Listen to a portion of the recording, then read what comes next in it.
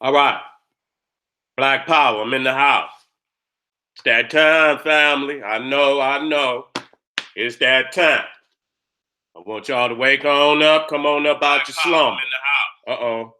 That time, family. I love it. I'm in the background. I love that. I'm in the house. Wake on up out your slumber.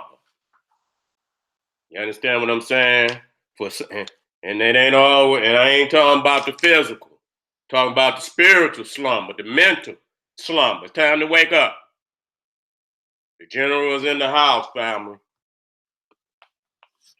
Got a couple hot ones tonight. You understand what I'm saying? Gonna be fire. Nigga better go get the fire extinguisher.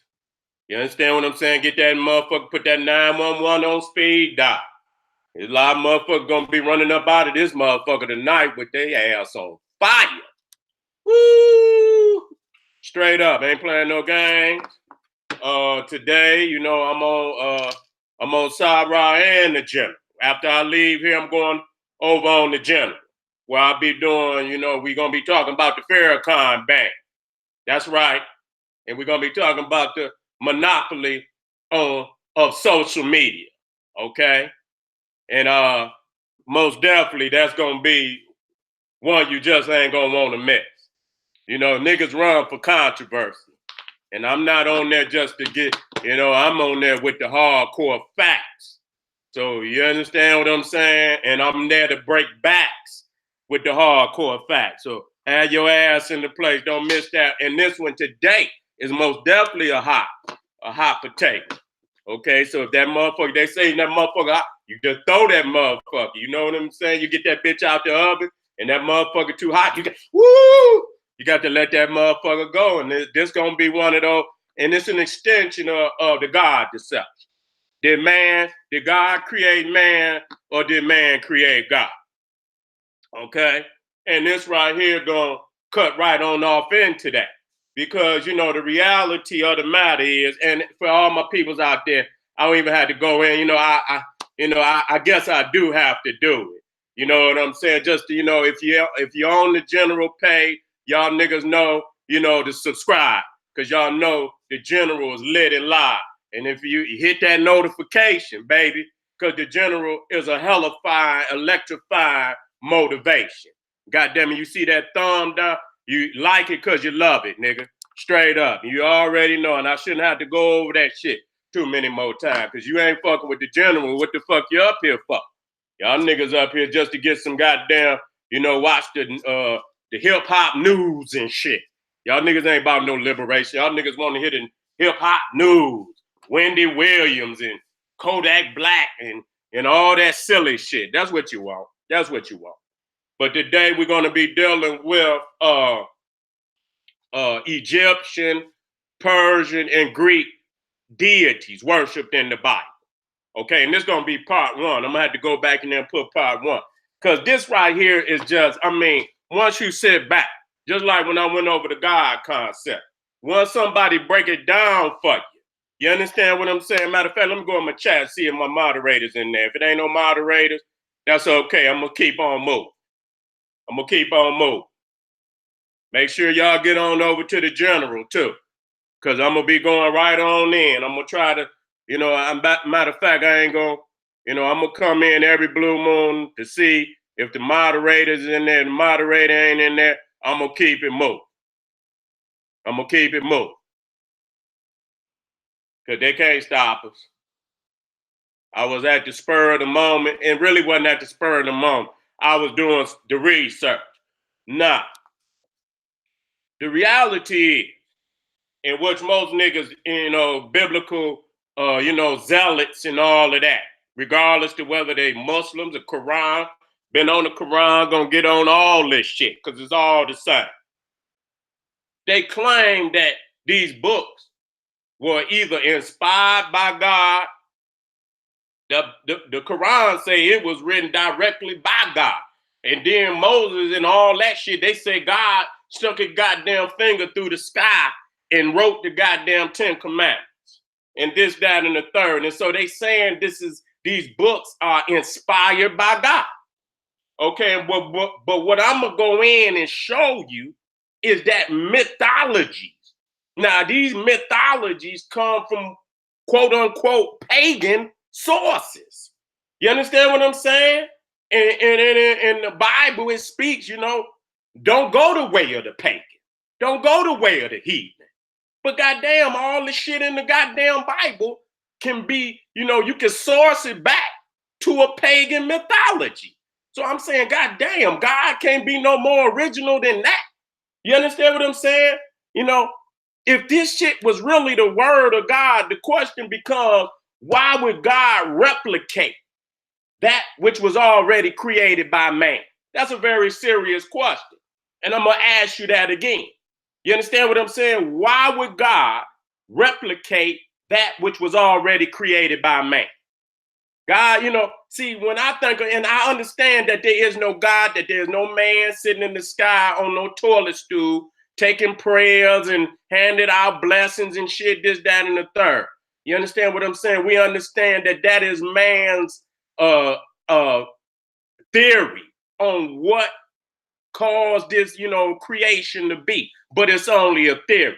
And he couldn't see past himself. And that's why God has so many attributes of man, because in actuality, man deified himself. That's all that he did. And that's why you hear so many contradictions, not the contradictions of no all-powerful entity that created everything. That couldn't be. You understand? The contradictions is the contradictions of the man who created the religion. You understand? He's a feeble man, finite man. You understand what I'm saying? So when we go in and we say, we see all the contradictions and all the fallacies, these are the fallacies. This is the feebleness of the man who created it. You understand what I'm saying? And so understanding that,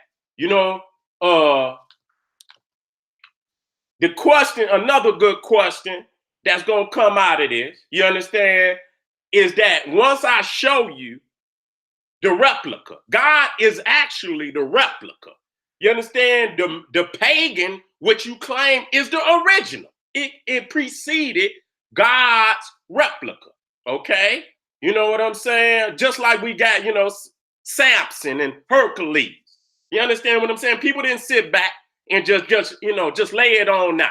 That, Samson is only a replica of Hercules.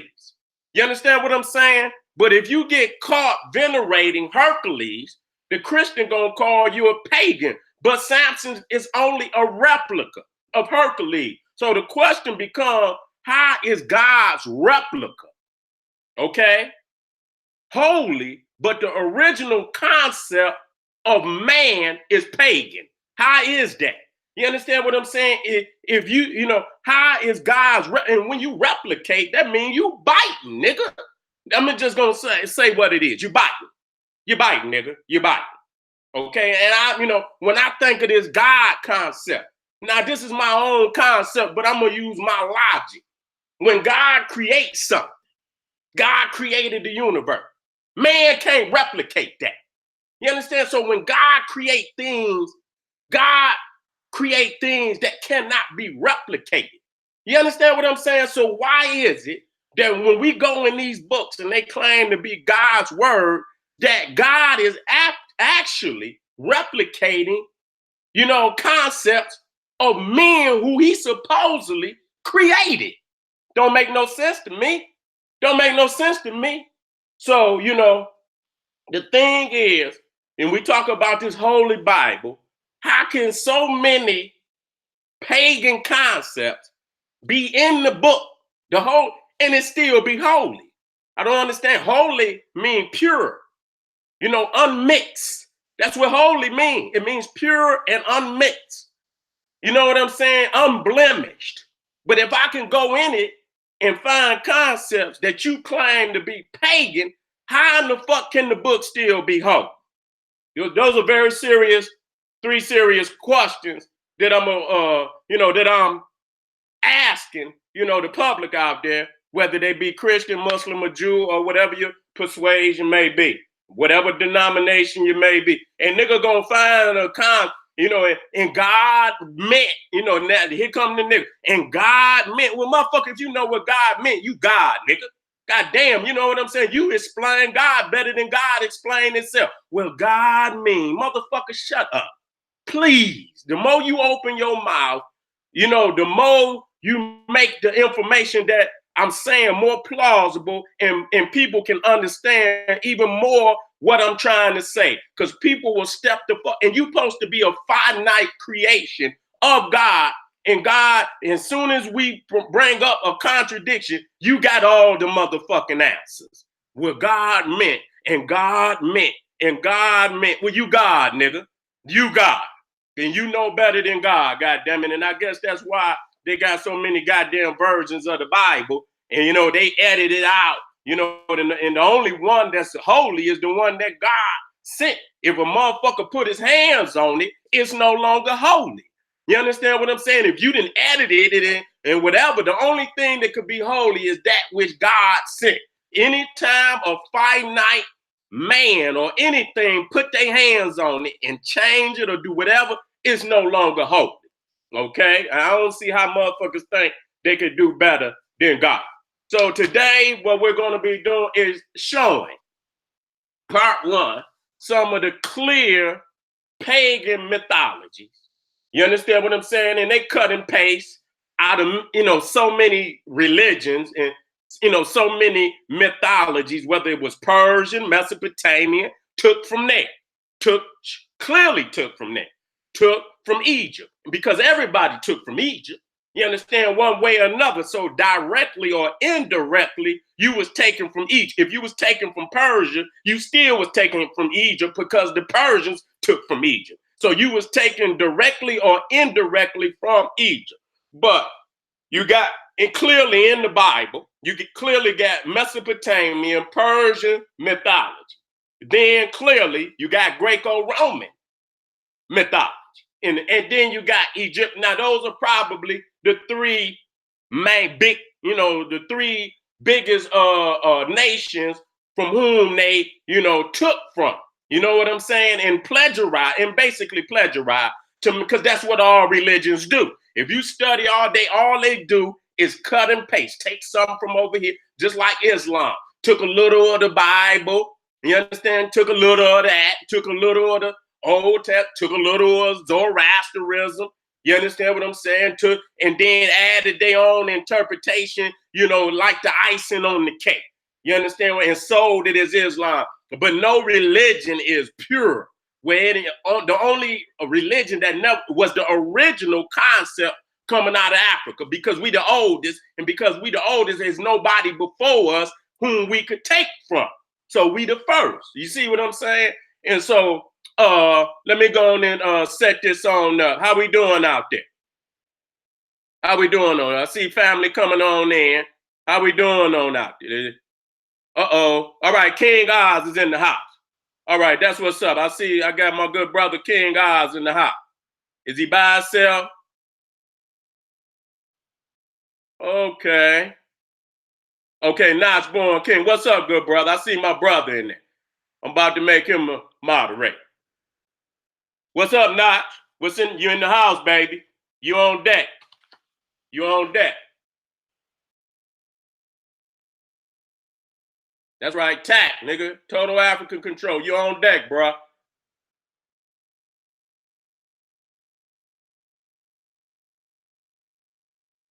Don't have no mercy on them niggas.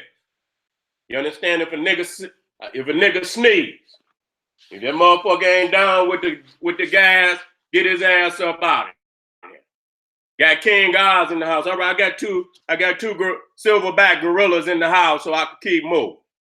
I got two silverback gorillas in the house so I can keep moving.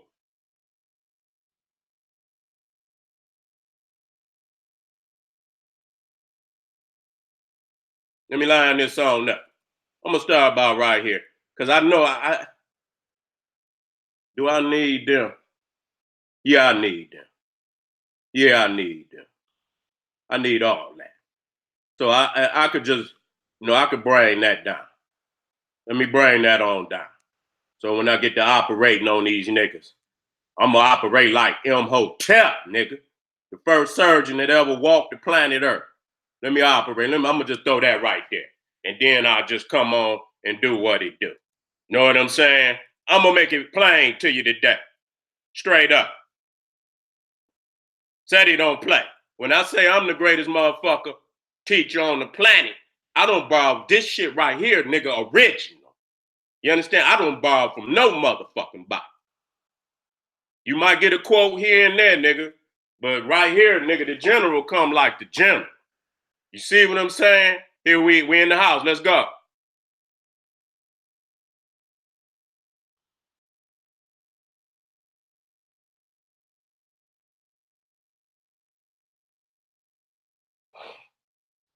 Okay.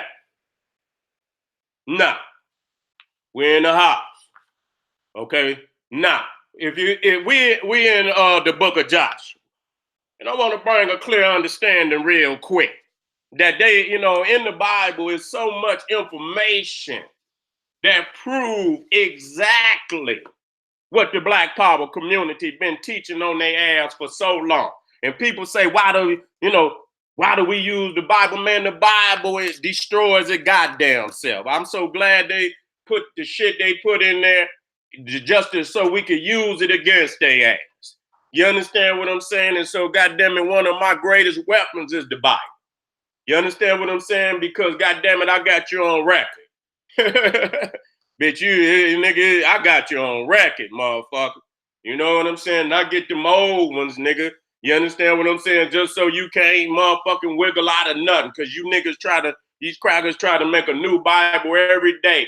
You try to rewrite some shit that shed the light on their ass. Now, if you go to Joshua chapter 24, verse 14, and it speaks, now therefore fear the Lord and serve him in sincerity and in truth. And listen now, and put away the gods which your fathers served on the other side of the flood and in Egypt, and serve ye the Lord. Okay? Now, I want to go over that again. Okay? Now, therefore, fear the Lord and serve him in sincerity and in truth, and put away the gods which your fathers served on the other side of the flood and in Egypt, and serve ye the Lord. Now that right there proves beyond no doubt that when they was and we know they wasn't in Egypt. We know they wasn't in Egypt. We know they wasn't in Egypt, but they story nigga proclaim that they were in Egypt and that they worship African gods because Egypt is an African nation. And so we want to know in actuality what gods was they worshiping. You understand what I'm saying? Because many times we put up the golden calf. You understand? But they worship more than that. You understand what I'm saying? Because Egypt in Africa is the land of many, many, many deities. That's a fact. Many, many, many, many deities. When you go to Egypt, it's just, they got a deity for them there. Every essence or universal cosmic concept, they got a deity for it. Okay? And so we got documented proof that, so when we asked them, what gods did you serve? You understand? We don't want to know whether they were pagan motherfuckers. It says that y'all worship gods, and I want y'all to give me a list of, and this to the Hebrew Israelites or any Christian or any Jew or whatever, whoever proclaim the Bible is their holy Bible. You understand what I'm saying? Because you always project the Bible to be the oldest book on the planet, the oldest religion, this, that, and the third. And in essence, within your book, it proclaims that you had an earlier religion or earlier worship. And I don't know no people that been, just like niggas in America. They've been under the white man's religion damn near for over 400 years, about the same amount of time that the so-called Hebrews was in Egypt. Okay? Now that's hypothetical. We know they were never in no goddamn Egypt. But the one thing we're doing is we're using common sense, because the story of them being in slavery or in so-called Egypt is almost comparable to the real slavery of blacks being in America. And we know how powerful the oppressor's educational system, his religion can be on a people.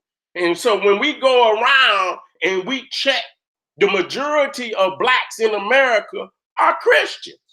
And the majority of them got the white man's Bible. So you got the white man's language. Okay? Ain't no goddamn way you gonna tell me these people was in no damn Egypt for no 400 years and they wasn't worshiping just like any. You can't tell niggas Christianity from white people's Christianity. You understand what I'm saying? And so when we say that Africans educated the Hebrews, the reality is there's many instances where they speak it themselves. Okay, and that's all we need to do is document that. But a nigga gonna come along and explain it the way he need to explain it. You know what? But I'm gonna tell you this: you can go in any Bible, and there's no footnote at the end of any chapter or verse that where it say, if you don't understand, see this nigga Hebrew that's trying to explain to you what this really is. Okay, it don't say see none of these niggas. These niggas have not been validated by God to explain nothing. And so I'm sick of niggas always stepping up to explain some shit they know goddamn well they don't understand they goddamn self. Okay, so now that we have documentation from the Bible that they served other gods, we would assume that, you know, people that was under slavery in Egypt for 400 years, there's no way you could have got rid of everything. Okay, it's no way. That's just like when you come today. Even though we teach and we still using the white man, I'm using it right now today. Even though I'm using it against him, I'm using it. So even then, 400 years, I'm quite sure that's why Moses' name is an Egyptian name. And I'm quite sure it wasn't no goddamn Hebrews with no Hebrew names in no goddamn, because they didn't even know what the fuck a Hebrew was. Okay, they didn't know what no goddamn Hebrew was. You understand? They didn't get none of that shit until they came, and even when they left Egypt, they were so stiff-necked that God exterminated the majority of the elders that even came out of goddamn Egypt. He exterminated them, okay, and got rid of them. You understand? So none of them ever knew anything about none of that shit that niggas are taught in the Bible. When they left an African people. Okay, they came in with however 70 people. Jacob came in with 70 people, and ain't no way you gonna tell me no motherfucking 70 people start out-populating the Egyptian. That's a bunch of bullshit. The reality was them Egyptians ran up in your women, and the reality is you couldn't tell one of them motherfuckers from an Egyptian. That's the reality. If they lived in Egypt, even though we know they didn't, we using this hypothetically to destroy it. Okay, let's move on. Now, let me come out. Let me push forward on this. I'm gonna start not just because we're dealing with the Egyptian, the Greek, and the fucking the Persian. I'm gonna start with a clear Greco-Roman deity in the Bible, in Judaism. Okay? And that's Adonis. Okay? A homosexual deity, Greek deity, that's in the Bible. Okay? Now, we're going to read this now. I want you to read this. By early post-biblical times, and you can look this up. All you have to do is look up Adonai. Okay? By early post-biblical time, the name Yahweh has ceased to be pronounced aloud. You can't say Yahweh, okay? Except once a year by the high priest in the Holy of Holies. On all other occasions, it was replaced by Adonai, meaning my Lord. Now, if anybody want to go to the root of Adonai, you can see that it's Adonis. And all you have to do is go look up Adonis, and I'm going to tell you, put it on children safe, you know, when you do that, if you put in Adonis, I'm gonna tell you, any of that Greek shit, if you ain't got that shit on child safety, you might be going in there to, you thinking you looking up some Greco-Roman shit. Please don't put that shit on images if you you know, you doing research, because damn near 9 times out of 10, if you put a Greek deity in the Google search and you hit images, you will shock the shit out of yourself of the nastiness that you might witness. Okay? So it is very clear that Adonis, which is a name you Adonai, and the Adonai come out of Adonis. And I remember back in the, you know, in the day in wrestling, they had a wrestler called Adrian Adonis. Okay? Adrian Adonis. And this, you know, this sissy come out, you know, with it, you can look at him as, you know, and I just put it up there to prove my goddamn point. And you can look this up, and this is documented fact that they use this term Adonai for Yahweh. Okay, which is clear proof of the Greco-Roman influence on the Bible, on Judaism. Okay, that's clear. Okay, I don't want nobody to get up in arms about this, because this is documented fact. Okay, this is documented fact. And then they in there talking about they against homosexuality in the Bible, because they could put up, you know, a couple of verses, but yet and still there are verses in the book that justify at the same damn time. That's why I say it's a book of confusion and a book of contradiction. More than one mind then had his hand on the book. Okay, it's a book of many, many mentalities and many, many different expressions. You understand? And the majority of them are a state of confusion. Now, and so when you come back and you look at, you know, the image of Adonai, Adonis, you see that it's nothing but a Serapis deity. You understand what I'm saying? So when you're talking about Yahweh, and you need and you know, when you go and look at Adonis, Adonis is a Serapis replica of Yahweh. That's all he is. You understand what I'm saying? That's all he is. Okay, that's all he is. So when we look at this, you look at the Adrian Adonis, Adonai to the right. This is the deity that the Hebrews call on, that the Jews call on during the year. Even though you hear them say Adonai, they mean Yahweh. Okay, so I want to make that clear. Okay, now we're gonna get down to the Greek, but I'm gonna just bust the hardcore shit that just so evident that they can't get away from. They can't get away from it. Now, the first woman in Greek mythology, and we must be clear that Greek mythology came before Judaism. Okay, let's just be clear about that. And I wonder, I say, damn, why do most, you know, even the Greeks got temples for their deities? You know, the Romans left temples for their deities. The Egyptians left temples for their deities. The Hindu left temples for their deities. The Naga Kushites left temples for their deities.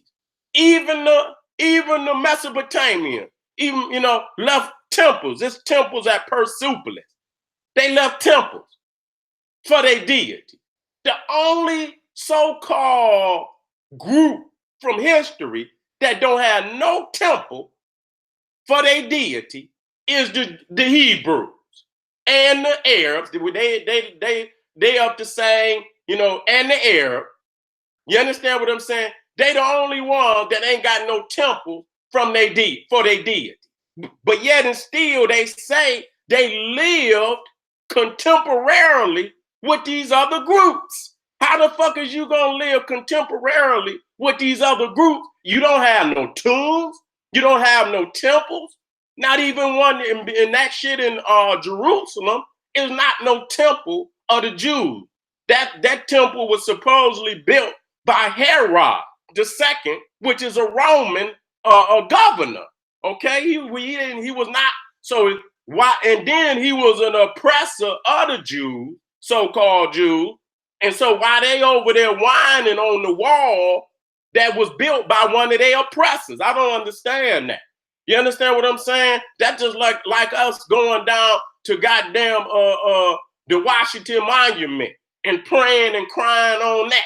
You understand what I'm saying? Or going down, to the Lincoln Memorial and praying as black people on that as if it's something holy to us. So, that just show you that they don't have no temples or none of they or to Yahweh or none from the ancient times. Okay.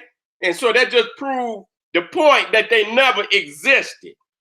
But since, these people want to fabricate a book and tell all these lies, then we're going to use this book against them. Now, when you go to ancient Greek mythology, the first woman was Pandora. Okay? And just like Eve, who ate or ate of the apple, gave the apple to Adam, who let sin into the world, Pandora did the same thing in Greek mythology. What the coincidence of the woman being responsible for letting the ills of the world on humanity? Okay, what is the coincidence in that? So Pandora being the first one, she was told, don't open the fucking box. And just like Eve was told, don't eat from the tree of life. That's what they said, right? Or was it the tree of knowledge of good and evil? Whichever one it was, okay? And so she went over and then serpent told her she could eat from it. And a lot of people use that as the devil. And I'm not getting all off into that dumb shit, okay? You understand what I'm saying? It's a Greco-Roman based mythology. That's exactly what it is. Eve is nothing but Pandora. That's all it is. They replicated it. You understand what I'm saying? They remixed it. But Eve is nothing more than Pandora. And just like Pandora let the ills of the world upon man, so did Eve let the sin into the world, according to the Bible and according to Judeo-Christian beliefs. Okay? Eve is Pandora transferred to Hebrew mythology. And another similarity coming up out of the Greco-Roman mythology is Persephone, who was the goddess of fertility, who was kidnapped by Hades and taken to the underworld. You understand what I'm saying? And, her mother was also an agricultural goddess, pleaded to the gods, that he return her daughter. You understand what I'm saying? And so there was a compromise made that, for 3 months of the year, Persephone will remain with Hades underground, and the other, I think, 9 months, she would be above ground. And those 9 months above ground is supposedly spring and summer. But when she go underground, that is symbolic of winter. You see what I'm saying? But her symbol was the pomegranate, okay? Was the pomegranate. And so you see again that this Greco-Roman deity has influenced the Judeo-Christian religion, okay? Now, we're getting off into it now. Now, I want y'all to clearly look at this because we understand this is Elijah. This is old Elijah, one of the greatest prophets of the Bible, okay? And supposedly, he was so loved by God, hear me out, that he was taken up to heaven without even dying. And he's depicted as ascending to heaven on a chariot. You understand? A chariot of fire on top of it, okay? A chariot of fire. Now, what's clear immediately? See, from someone who's been studying this for so long, it's almost like naming, if you go and look at the map and you look up under Arabia and around the Horn of Africa. You understand what I'm saying? Even up to India. That water up under those areas is called the Arabian Sea. But why would the fuck you name a sea after a nomadic people that was landlocked? They never had no damn ships. They didn't have no ships. They've never known they were a nomadic people.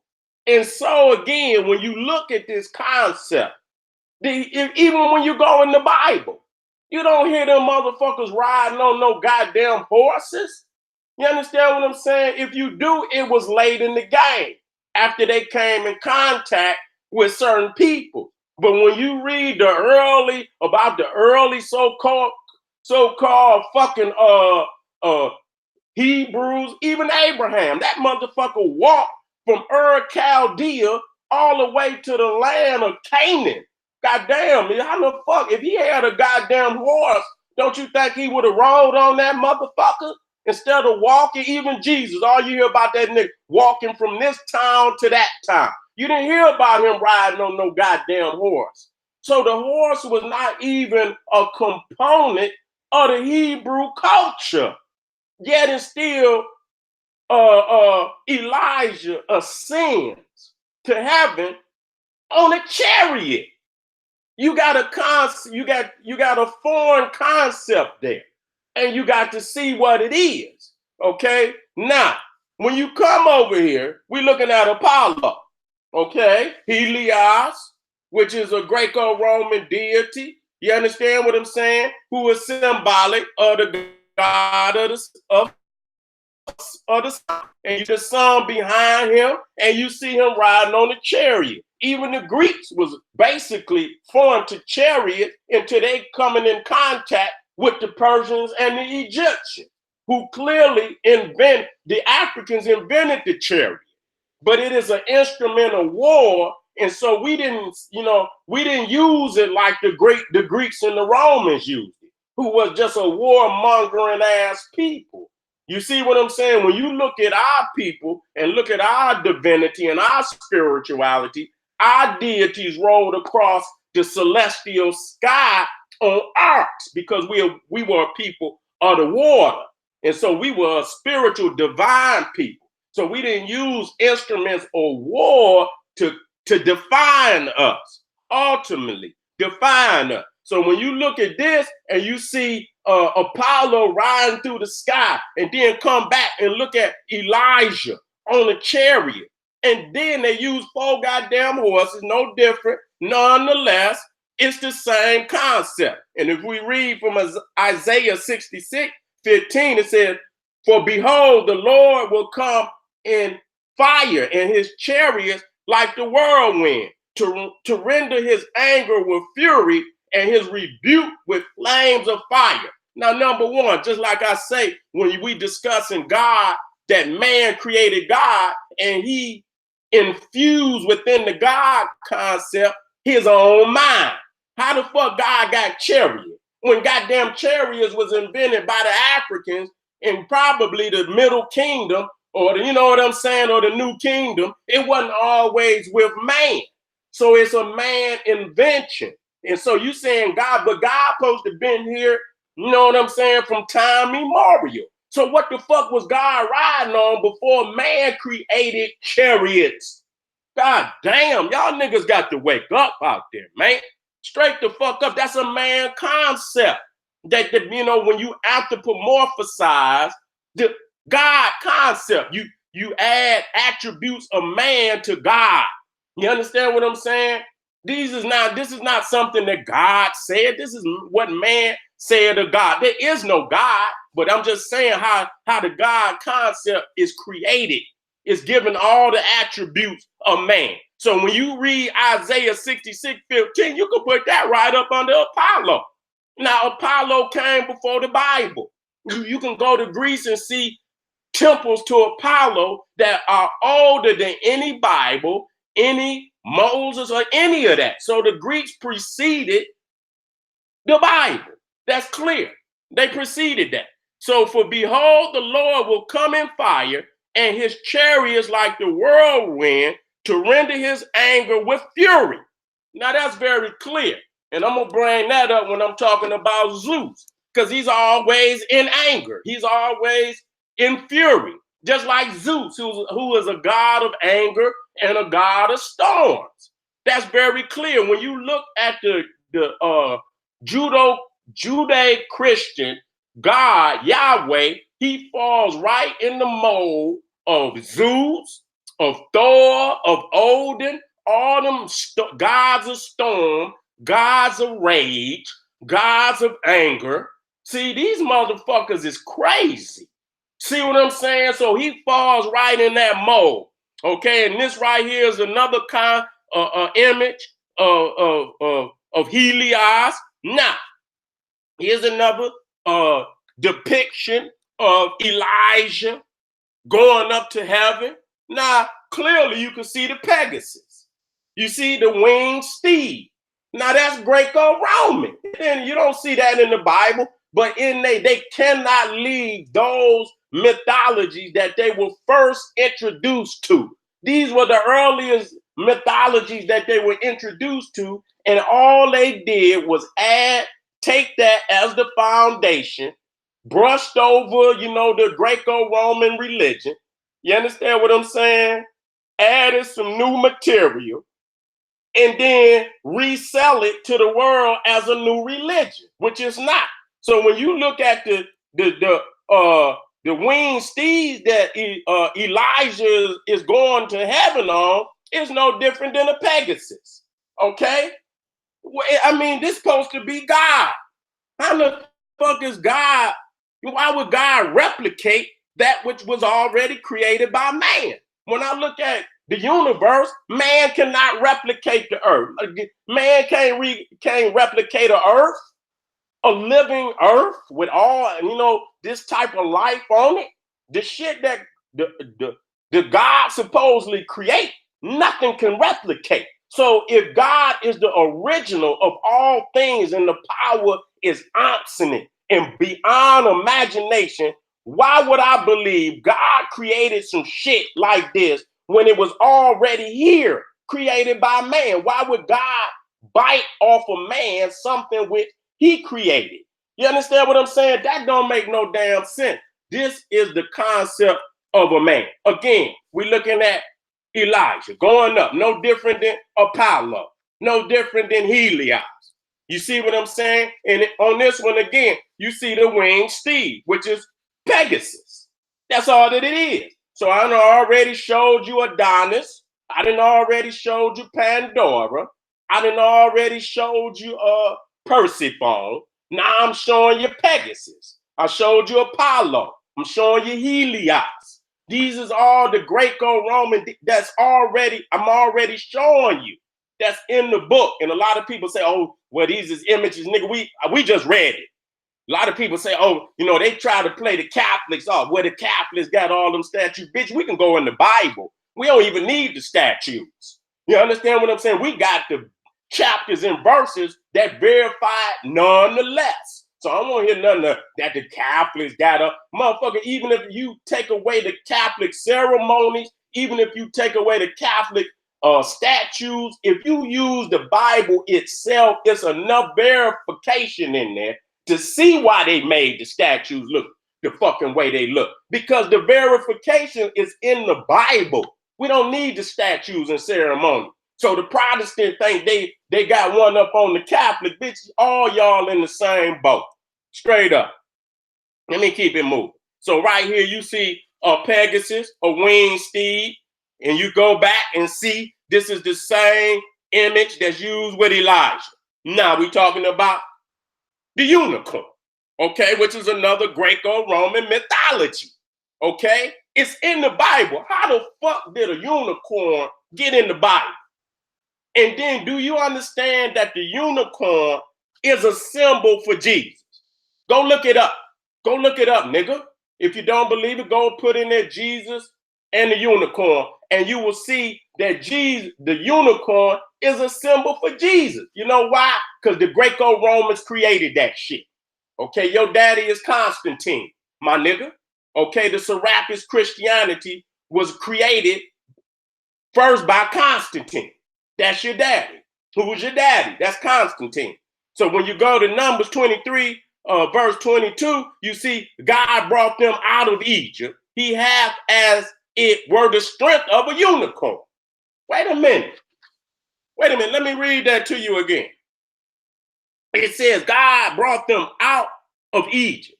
He hath as it were the strength of a unicorn. So goddamn, the unicorn is strong as God. Do you understand what that shit's saying? They saying the goddamn power of God is compared to the power of a unicorn. Man, we do we know what the fuck we believe in? Do we take the time to read this shit? And so here it is, just for y'all that need the verification. You see right there, your Lord Jesus Christ riding on the unicorn, and then you got a statue of Mary, not with the baby Jesus sitting on her lap, but a unicorn sitting on her lap. Do you see that? Okay, then I'm gonna back that up with the actual facts, showing you that Christianity. That's why you say when you pronounce Jesus in Spanish or Portuguese, what is it pronounced? Jesus. What is the fucking odds of two major deities? Not no off brand. We talking about Zeus probably outside of Jesus or Hercules is one of the most widely known European gods in the world, period. You understand what I'm saying? You know, probably one of the most internationally known gods, Zeus. Okay? What the irony that two of the major deities on the planet name is pronounced the same fucking way. You understand what I'm saying? Now, people can say, oh, no, it don't happen like that, okay? That's not no goddamn coincidence that his name would be pronounced Jesus, okay? And in the same reflection of another major deity in another religious mythology, okay? And so now, we talking big talk now. We're going to back it up. If we talking about Jesus, and we're going to show that y'all, when we say Jesus, all that means is the son of Zeus. I'm going to tell you what it means. It means the son of Zeus, okay? And when we talking about, when you look to the right, I want y'all to look very clearly. This is when God descended down on Mount Sinai, okay? And, you know, Moses was up on the mountain and God descended down on Mount Sinai. And it says it was smoke and goddamn fire and lightning. You understand? Descended down on the damn mountain. Okay? And I'm going to tell you very clearly that Mount Sinai is no different than Mount Olympus with Zeus sitting on the top. That's all that it is. That Yahweh is a God of volcanoes. He's a God of mountains, just like Zeus, and we're going to back that up. So when you see here, again to the right, that's Mount Sinai, when God descended down on Mount Sinai. And I got the chapters and verses that's going to back it on up. And so you see, again, where it talks that God is a God of anger and God is a God of rage. He's the reflection of Zeus, who is a God of anger, a God of rage, a God of lightning, a God of fire and smoke. You see? So it's no different in the that Yahweh is nothing but a replica of Zeus. Okay? Now listen to this. Matthew 28:3. And his appearance was like lightning, and his clothes as white as snow. Okay? And his appearance was like lightning, and his clothing as white as snow. Psalms 97:4. His lightnings lit up the world. The earth saw and trembled. Okay? His lightnings lit up the world. The earth saw and trembled. Wait a minute, hold on. Exodus 19:16. So it came about on the third day when it was morning that there was thunder and lightning, flashes, and a thick cloud. Look at this shit. Look at this image of Zeus now.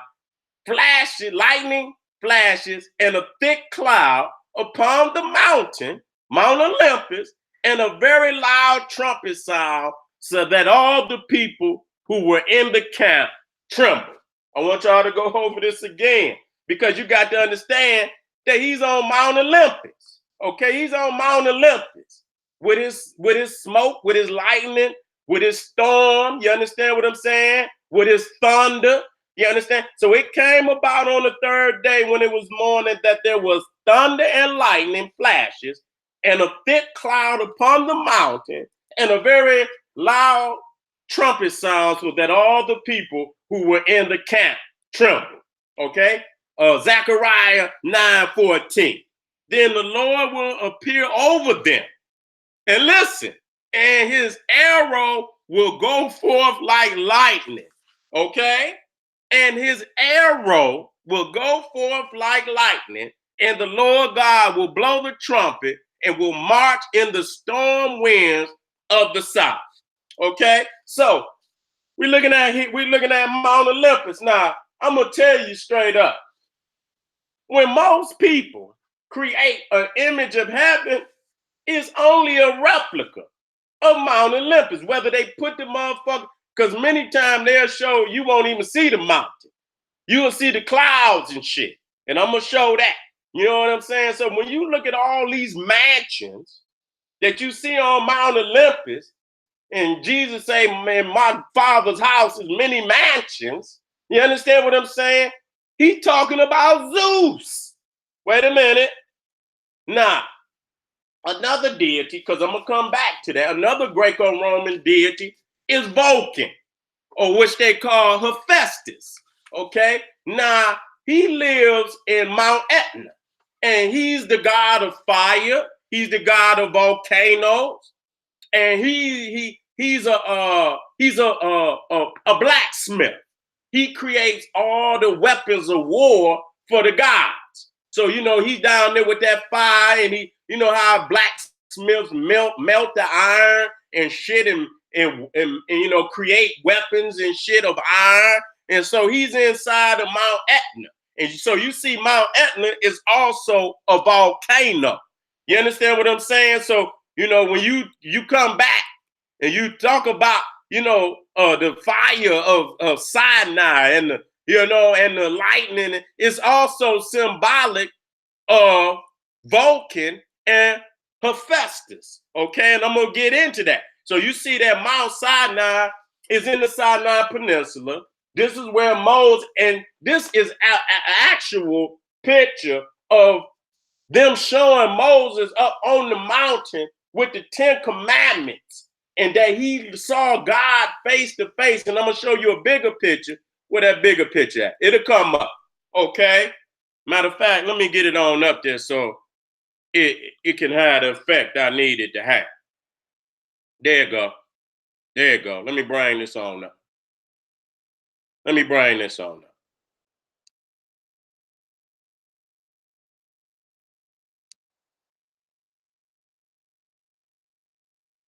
Let me bring that on up.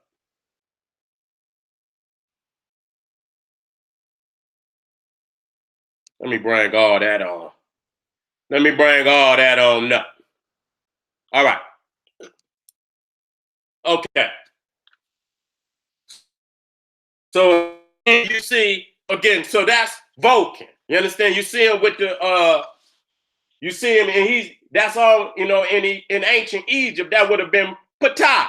But you know what I'm saying? One of the representation of Ptah being the god of blacksmiths. You understand what I'm saying? The iron workers, the metal workers. You see what I'm saying? And you see them in the mountain. You see the fire. You see the smoke. So along with Zeus, you got Vulcan, you got Hephaestus. Okay, and that mountain to the right is actually Mount Etna. And that's where in the mythology they say Vulcan or Hephaestus lives, and it's an actual volcano. Now, we're going to do, and so you see down there, you see Hephaestus, he making weapons and this, for the gods. And so Deuteronomy 5:4, it said, the Lord spoke to you face to face at the mountain from the midst of the fire. from the midst of the fire. Okay, and when you go over here and you see Hephaestus invoking in the midst of the fire. Okay, so again, you can see that this is a replica. What you talking about, God on Mount Sinai? It's a replica of a mythology that was already created by the Greeks and the Romans. So the question is, why God is not more original than this to be replicating some concepts, some mythology created by men whom he created. Follow behind here. Come on, man. We got to do better than this. Deuteronomy 5:22, it said, these words the Lord spoke to all your assembly at the mountain from the midst of the fire, of the cloud, and the thick gloom. Gloom, you hear that? The thick gloom. This is how God coming in thick gloom with a great voice, and he added no more. He wrote them on 2 tablets of stone and gave them to me in the midst of the fire, of the cloud, and of the thick gloom. Okay? And so when you look at Moses on top of the mountain with the tablets, you can see right here to the right, Zeus on top of Mount Olympus, amongst the thunder and lightning, amongst the smoke, amongst the fire. Nonetheless, it's nothing but a replica. That's all that it is. You remixed it, you added some things to it, but nonetheless, the foundation of that story is the Greco-Roman. Okay? Now, as we see, Hephaestus makes all of the weaponry for the gods. Okay? So what does God Yahweh give Moses on top of the mountain? He gives them the 10 commandments, but when he constructed the ark, because it was written by the hand of God, it was a weapon. The Ark of Covenant was a weapon. And it shows that the Hebrews took that weapon to war with them. You understand what I'm saying? And it caused great killings and murder on the battlefield. You understand what I'm saying? It was one of the greatest weapons of war. Okay, look it up. They took it to war with them. They took it to battle with them. And when they brought that damn Ark of Covenant out, it destroyed multitudes of armies. Okay, so it was a weapon. So nonetheless, just like Vulcan and Hephaestus created weapons for the God, so did God Yahweh create a weapon, the greatest weapon for the Israelites, which was the Ark of Covenant. Okay, and so when we look up on the 16th chapel, when you look up there and you see God Yahweh up there, what is he? He's nothing but a reflection of Zeus. That's all that he's a god of anger. Motherfucker killed the whole planet with a goddamn flood, murdered the whole planet. You understand what I'm saying? Commanded the Israelites to commit genocide on all the Canaanites, take the land. You understand what I'm saying? So he's a god of rage. He's a god of anger. Okay, and again, showing you, and it says even that God beat the heavens out. That's in the Bible. I have to go get that. And God beat the heavens out.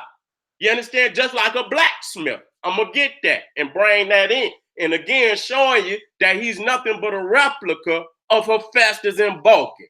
Okay, and God beat the heavens out. I should go get it right now. And so again, now, when you see the concept of God sitting on the throne in heaven is a replica of Zeus sitting on Mount Olympus. You see the clouds in the back, okay? That's all. And you understand? And they got many statues of Zeus sitting on the throne, which the Africans who created the throne. Okay, so my question is, what the hell was God sitting on before the African? When you go to Nubia and you're talking about the incense burner that was found in Nubia, is the oldest image of a king sitting on the throne in the world. That's in Nubia. That incense burner of Custul, you can look it up. Incense burner of Custul where they show the African king sitting on the throne. That's the oldest image of a king sitting on the throne in the world. So I want to know what the hell was God sitting on before the African created the throne. You see what I'm saying? These are all concepts of man. And in order for God to sit on, I don't know how a spirit can sit on a throne. And in order for you to sit on the throne, you got to have an ass. You got to have a maximum gluteus to sit on a throne. Okay, and I don't know how the fuck is the throne of spirit? What the fuck is we talking about?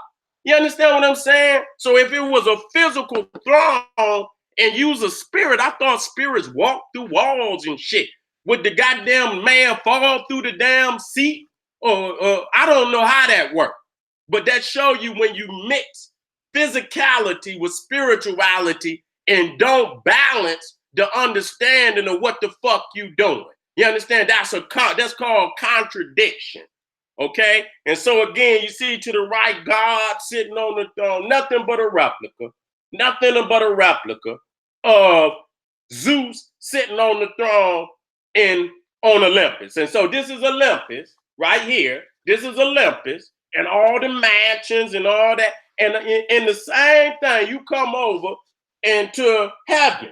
You understand? And many times they show the shit Greco-Roman, you understand, architecture, nonetheless, than Mount Olympus. So the blueprint for heaven was Olympus. That's all that it is. There ain't no getting away from that. You see what I'm saying? And see, the crazy shit about it, not only did they use earthly cities as a blueprint for heaven, you can see right here where they got obelisks. Now, anytime you see obelisk, that right there is verification of the worship of Osiris. Ain't no getting away from that. That's what the obelisk was created in Egypt under the worship of Osiris. So how the hell it got in heaven is beyond me, unless Osiris is the God of heaven. Okay? Let me keep it moving. Now, we're going to talk about this fire now, and I'm going to keep where my time at. Where time is? Damn, it's already 11. Okay, let me keep it moving. Okay, now we're talking about fire. And I know people, I got to keep moving because I got to get on this Farrakhan, but this ain't going to be too much longer. Let me see where I'm at. Let me judge myself. It ain't much longer. It ain't much longer. I'm good. Let me keep it moving. Now we're talking about fire, which is another concept, especially the Persians, because the Persians worship fire. You see what I'm saying? When you talk about Zoroaster, they got the eternal fire, and so did the Greeks. With the eternal flame of Mount Olympus. Even when you're talking about the Olympics, they got the eternal fire that ain't supposed to never go out, this, that, and the third. And we're going to see that Yahweh is symbolically fire in the Bible to show you that the Persian, the Greco-Roman, even back from the caveman days. Okay? Because you understand, your ass living in cold, fire is God.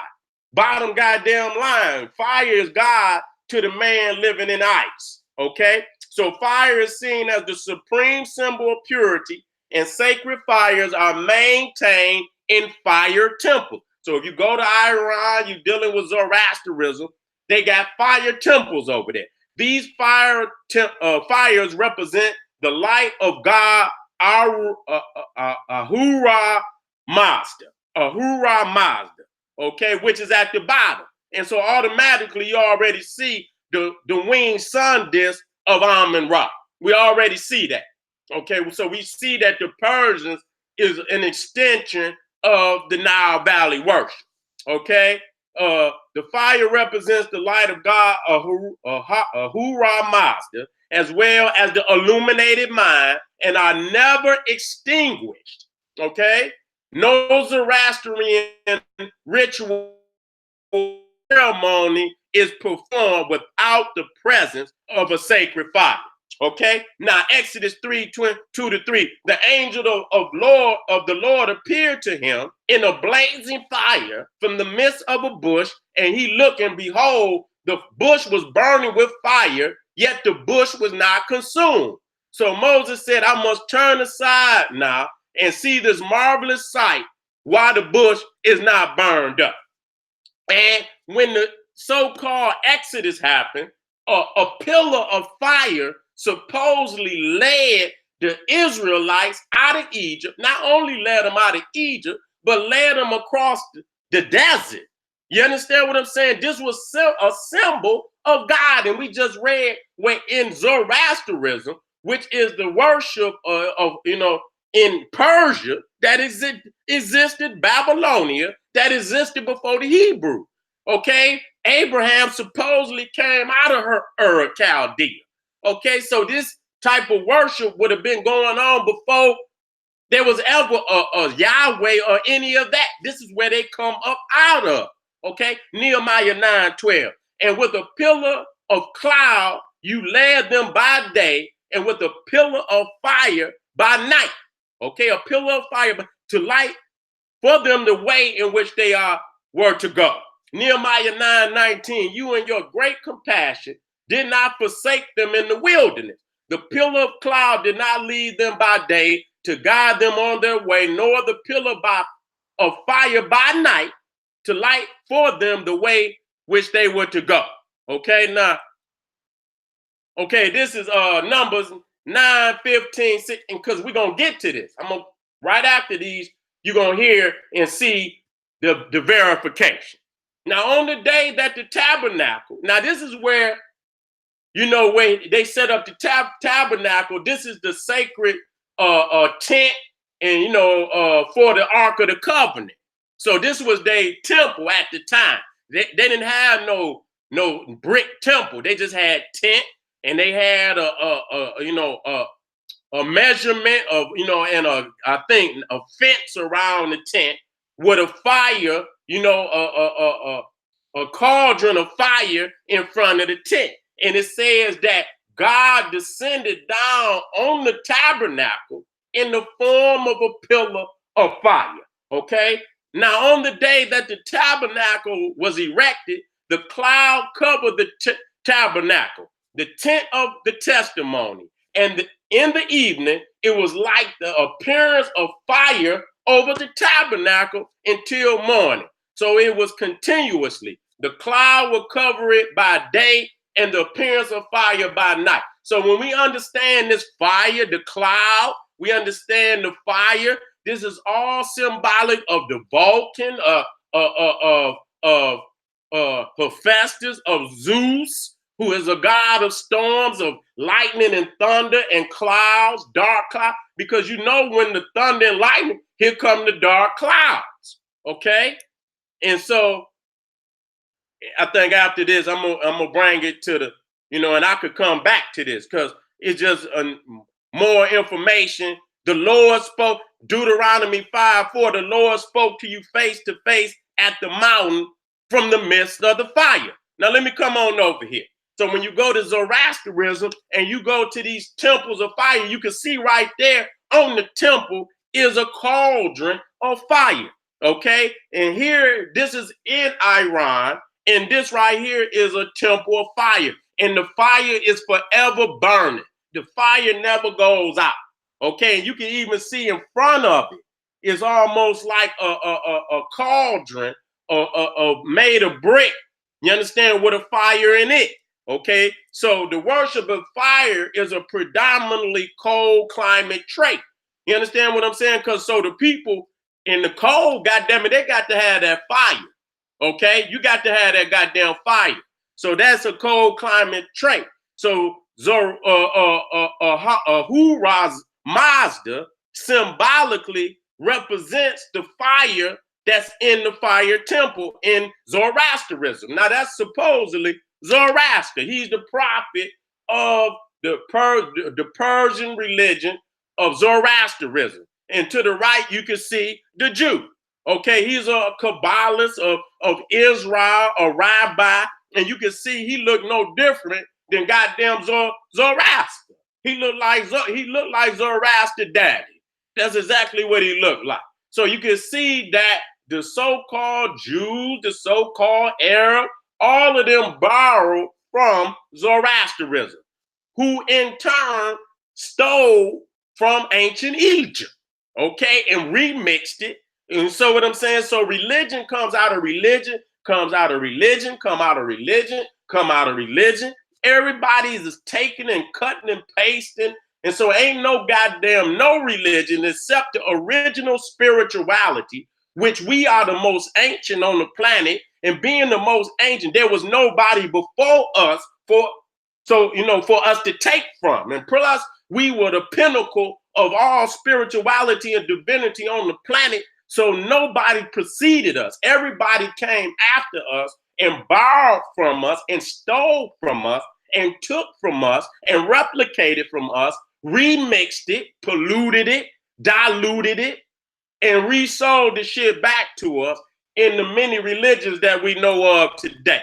So you see to the right, Solomon's temple, no different than the temples of fire coming up out of the Persian faith. Now, this is the tabernacle. So this is at night, what we talking about. So you see the fire ascended to the sky, from out of the tabernacle, and within that tent or the tabernacle is the Ark of Covenant. Is the Ark of Covenant. Again, the tabernacle of Yahweh. So Yahweh is projected as fire. Okay, no different than Zoroastrianism, Ahura Mazda. Okay, this is who he is. And so now look to the right. These is the followers of Zoroastrianism in Iran. And you see right there the pillar of fire ascending to the sky, nonetheless. And then you come right on over to the tabernacle of Yahweh and you see the same practice. I want y'all to wake up today, family. I don't make this shit up. I've been studying grandmasters for a very long time. I could not be who I am without them. Okay, there's no doubt about it. They led the way and showed me the understanding, and they still show me today. You understand what I'm saying? I still reach into that cauldron of ancient wisdom that our grandmaster teachers have afforded us by going and do that research, writing it in the books. That's why I say always reach back to them grandmaster teachers, because that is our holy scriptures. And in it is just unlimited amount of knowledge. Okay, if you want to be the best that you can be, then you got to reach back to them grandmasters, because they afforded me the ability to know what I know today. And if it wasn't for them teaching and showing me, even though I've done a lot of research and continue to do a lot of research, the research that they done, I'm standing on top of that. Okay, and I could not be where I am today without going back to that ancient wisdom, cauldron, that fountain of wisdom, and go and dig deep down into that cauldron and continue to study and study and study, so that I can come out here and bring forth this right knowledge so that you can see. Niggas up here talking about all this God gave and God gave. And if you study it and study the masters, they will unlock all the motherfucking doors to show you that this is nothing but man-made conjecture. That's all that it is. And you see right here, the Persians right now today still got the ceremonies of fire. You see the Zoroastrianism. You understand the sacred flame in the back. You can go to you can go there, because Zoroastrianism is predominantly in Iran today. And I think it's some practitioners of Zoroastrianism in India too. And so you see the cauldron, and then you come right back in. You can't tell me you don't see this in the Bible. You see what I'm saying? You don't see this in Judaism. And then you got Hestia, okay, who in Greek mythology was the goddess who was responsible for the eternal flame on Mount Olympus. Okay, so you see that fire run current through all European mythology, because they come out of that cold. You understand? Whether it be fucking even what's that in the middle of Yule, Yule for the Nordics and shit, and then they got the Yule log. You understand what I'm saying? And so fire is very profound, even at Yule time. You got that, you know, and you can't let that fire go out around, you know, at Yule, because if you do, then demons can come down the chimney and shit. So you got to keep that damn fire burning. And so when you go to Mount Olympus, when they light the fucking cauldron with the torch, the fire is supposed to be the fire from last year. It never goes out. So that's why they call it the eternal flame. You see what I'm saying? Wherever the last Olympics was, the fire supposed to still be burning.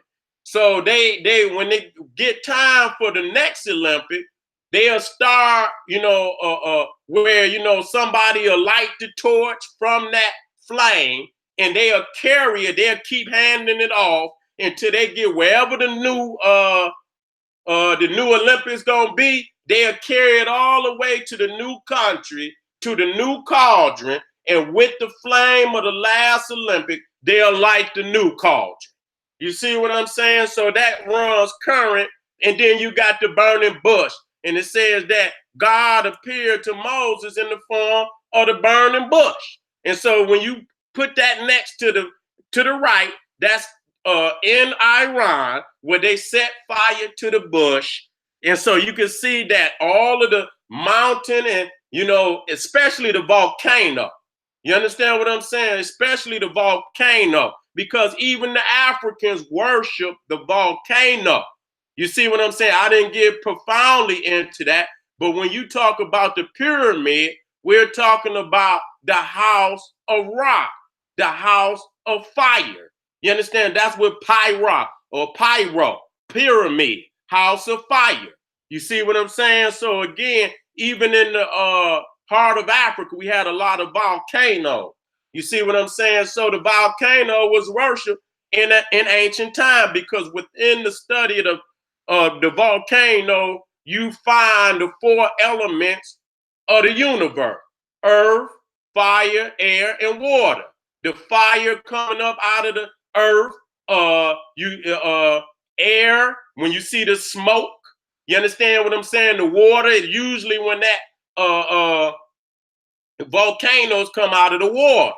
If you go in the ring of fire, usually volcanoes is near water. So if you go to a volcano near water, you will see the land is in itself the mountain.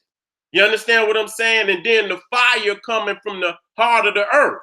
And when the new lava come down the mountain and touch the water, of course, it makes steam, which is symbolic of air. And when that lava cool, what does it do? It creates more earth. So within the volcano, you see the four elements of creation. Okay, now let me keep going so I can get to the end of this. And this is part one. So we can always come back to the pillar of fire that led the Israelites out of Egypt. Okay, so you see, now we know damn well, but see how they use concepts. You understand and let me show y'all something. This is you can see right here, this is what you call a fire tornado. Everything that they talk about, you can see that shit out in the desert. You understand what I'm saying? They took concepts that man understood and saw in his own environment, and when they saw it, they deified it.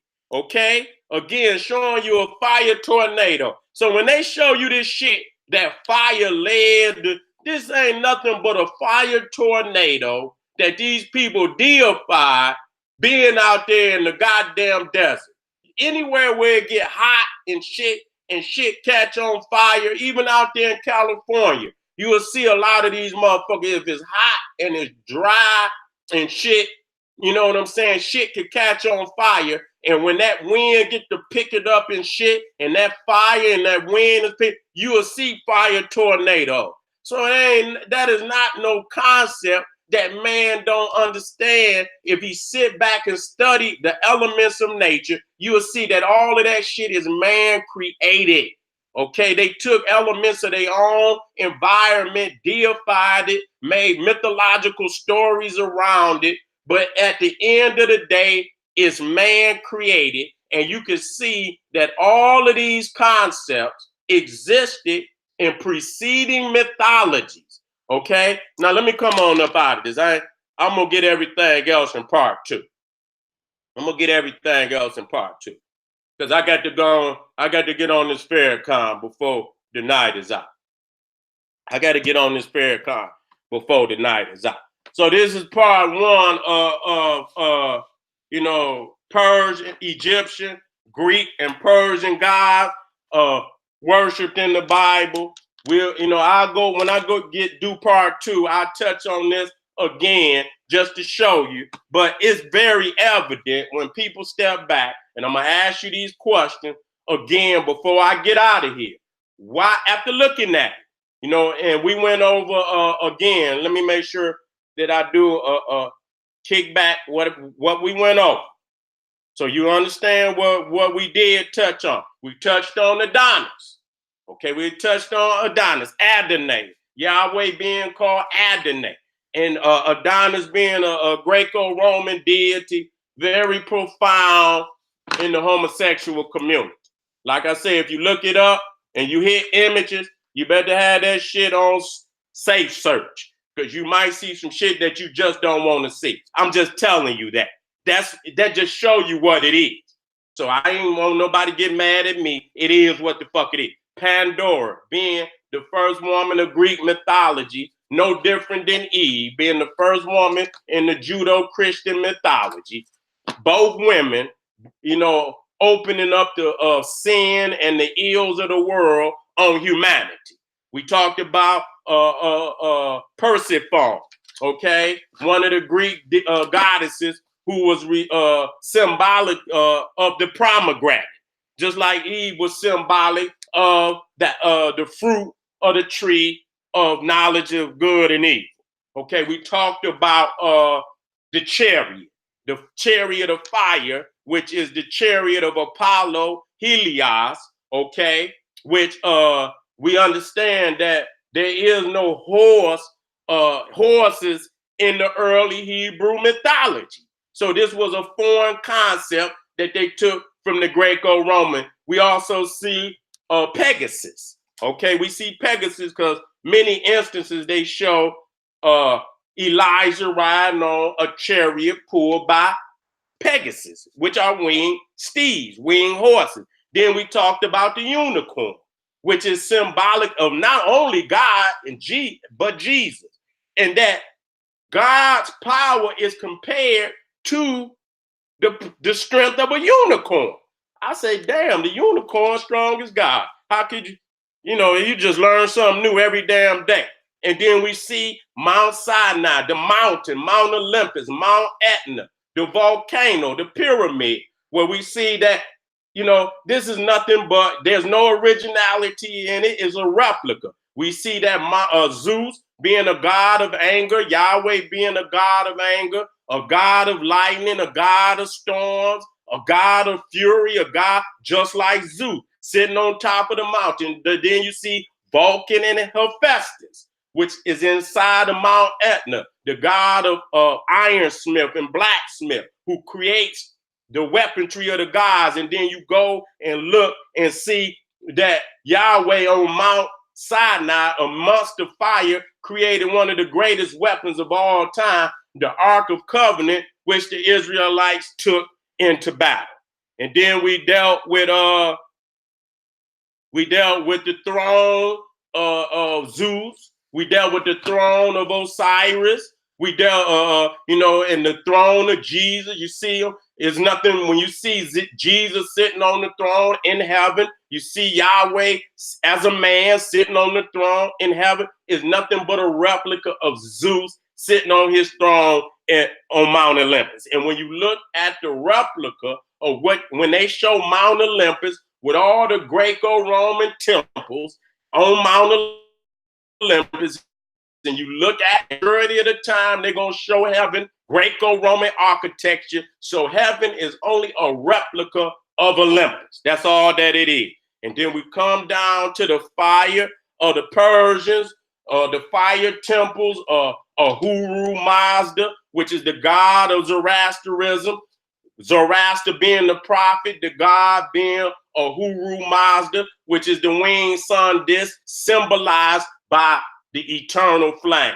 Okay, and we see temples of fire all throughout Iran in veneration of Ahura Mazda and Zoroaster. And then we come into Judaism and see where God symbolically is represented as a pillar of fire over the tabernacle, the Ark of Covenant, led them out of Egypt as a pillar of fire during the night, and then representing himself on top of the mountain as fire, as the burning bush. And then we go to the Greeks, and we see that Hephaestus, which is the goddess of the eternal flame of Mount Olympus, that we see that never goes out, symbolic of the early Caucasoid being in the ice, and that in ice, in the cold, fire is God.